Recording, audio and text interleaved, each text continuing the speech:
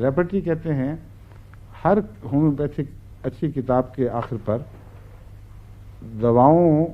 کی علامتیں لکھ کر، مرض کے نام بھی ہوتے ہیں بعض دفعہ، لیکن اکثر دواؤں کی بیماری کی علامتیں، دواؤں کی علامتیں نہیں، بیماری کی علامتیں، ان میں جو دوائیں کام آ سکتی ہیں وہ لکھی ہوتی ہیں۔ مثلا سر درد ہے، اب یہ بخار کا ایک حصہ ہے، ایک مریض دوا تلاش کرنے کے لیے سر درد کی پٹی جب پڑے گا تو اس میں 100 سے زائد دوائیں ہیں مختلف سر دردوں کی، اور یہ سر درد جو ہے بڑی سخت ہے کہ 100 دواؤں میں سے ملتی جلتی علامت تلاش کریں تو بخار چڑھا ہوا ہے، برا حال ہو رہا ہے،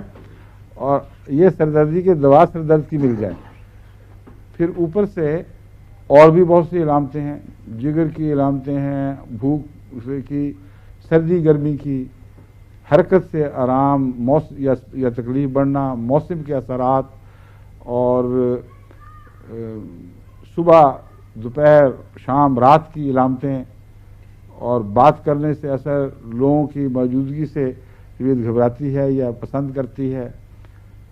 دبانے سے آرام آتا ہے، تکلیف بڑھتی ہے، ہلکا ہاتھ لگانے سے فائدہ ہوتا ہے یا اور زیادہ انگیخت ہوتی ہے۔ اتنی کثرت سے علامتیں موجود ہیں کہ ہومیوپیتھ بیچارے وہ نشانی لگاتے رہتے ہیں کہ چلو سر درد کی یہ علامت، یہ دوائی ہو گئی، دوسرے کی وہ، تیسرے کی وہ، چوتھی کی وہ، یہاں تک کہ آخر پر 8-10 دوائیں پھر بھی رہ جاتی ہیں، پتہ نہیں لگتا کیا دینا ہے، وہ پھر دیکھو پھر وہ فائدہ بھی نہیں دے رہی ہوتی، کیونکہ اس طرح علاج نہیں ہوتے۔ علاج ہوتے ہیں آپ خود دواؤں کے مزاج میں ڈوب کر